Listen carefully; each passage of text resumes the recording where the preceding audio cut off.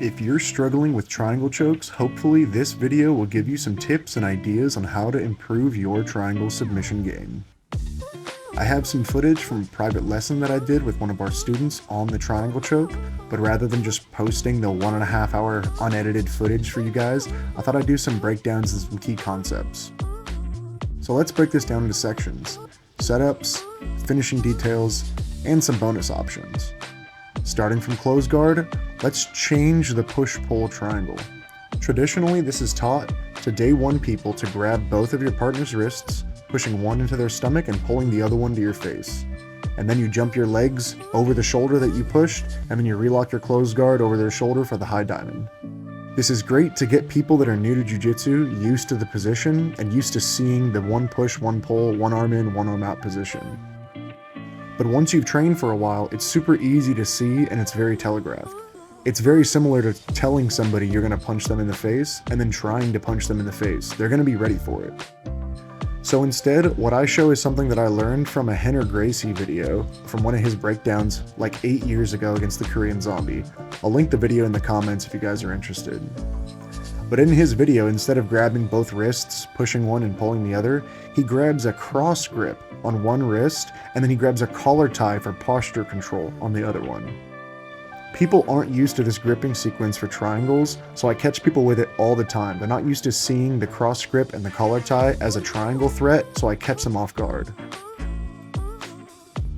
So once you connect the cross grip and you pull down on their head, you jump up for the high diamond and you can start adjusting from there. For the second setup, it's going to be from spider guard. When I play spider, I usually play with one foot in the bicep and one foot on their hip.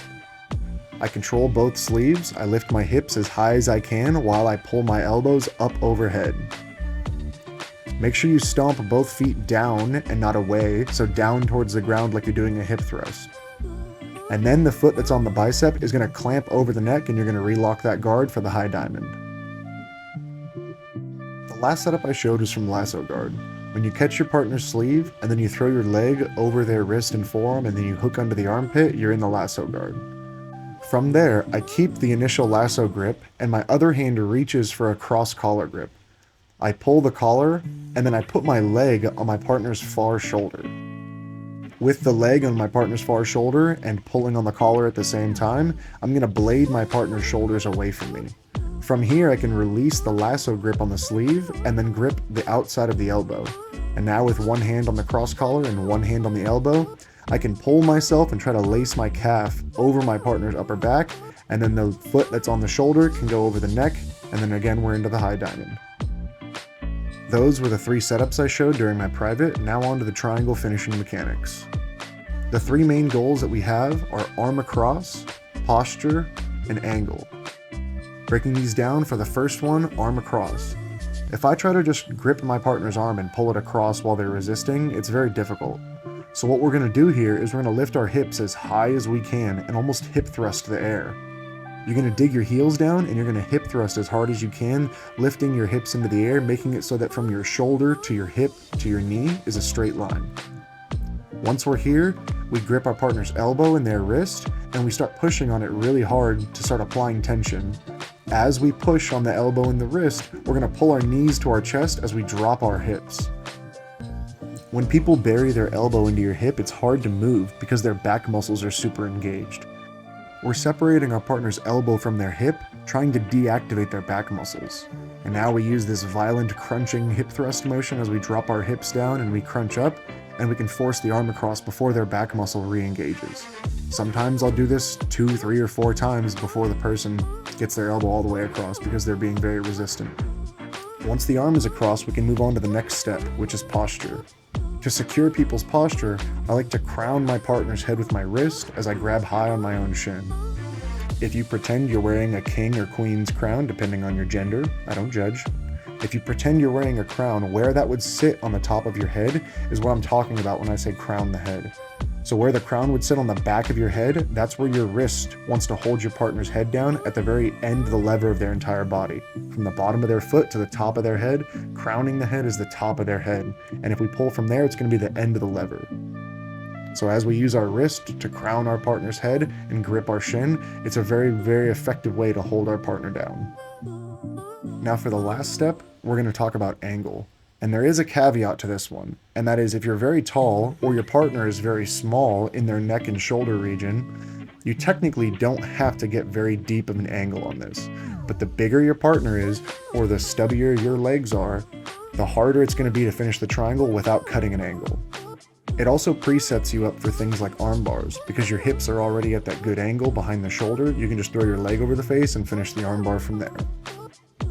Once you have a good grip on your shin, crowning your partner's head, you can use your free arm to either dig under your partner's arm and shoulder, or their leg, depending on what you can reach in the moment. Your far foot is either going to go on the ground or on their hip, as you push away and you do a small shrimp, shifting your hips off to the side and trying to cut that angle that we're looking for here. You know you have a good angle when you can almost look down your partner's ear hole with your eyes. A more advanced version of this, instead of putting your foot on the ground or your partner's hip, you can actually try to pull your knee to your face by swinging your hips up into the air and trying to almost knee strike your partner in the ear, covering their shoulder. It helps if you do this by getting up off your hips and get your shoulders onto the mat. Once you fully cut your angle, we can actually work on finishing the triangle. I see people mess up the finish all the time, so let's talk about it. Once the triangle is laced, we should be pulling our heels down, our knees together, and our knees to our chest, and doing a crunch all at the same time. A lot of newer people will almost push or kick their partner away from them while they try to squeeze and finish the triangle. So instead, as your heels come down, think about pulling your knees to your chest and doing a crunch and trying to become a ball and become as tight as you can all at the same time. Once you can't become a ball anymore and you're at maximum ball power, you can now pull down on your partner's head and lift your hips up with a mini thrust to help finish the triangle.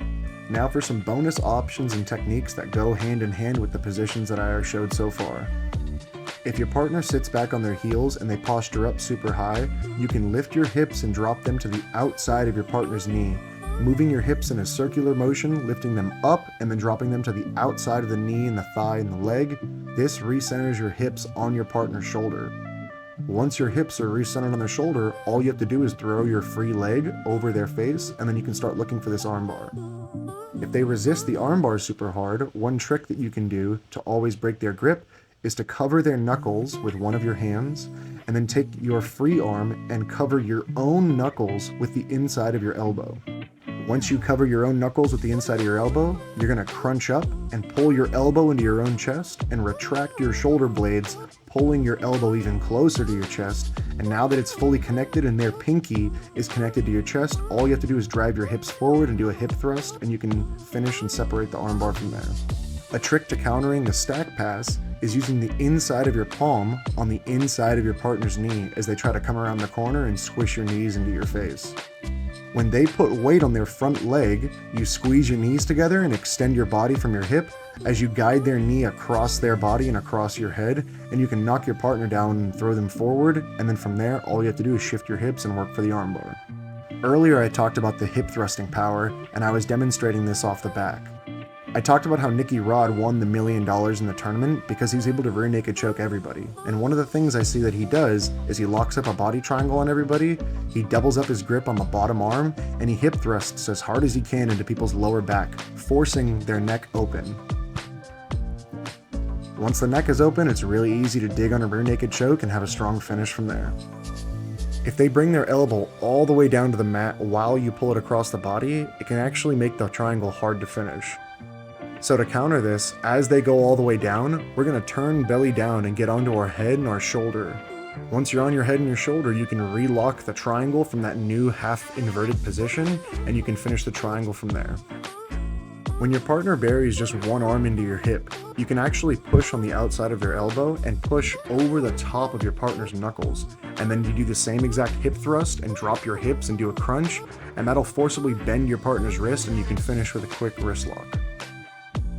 Another reason that I really like the cross grip on the wrist to set up the triangle from close guard is it can also be used for other things from that same position. Like when you cross grip the wrist and you grab the elbow, now you have a 2-on-1 and you can start chasing your partner's back. You can also do this cool hip bump sweep, where as you pull the elbow across, your partner pulls it to the outside of their body, and as it goes to the outside, you build up to your chest and your elbow, and now you do a little hip thrust, kicking your hips forward, and you can knock them over into mount. It's kind of like a lazy hip bump sweep. Alright guys, that was all the bonus techniques from this private that I had. Let me know if you guys enjoyed the video, give it a like and a subscribe if you liked it, and if you didn't like it, let me know why in the comments down below. I'm always learning and trying to get better. If you have any suggestions, feel free to put them in the comments and I'll get to them as fast as I can. And as always, till next time, let's get it!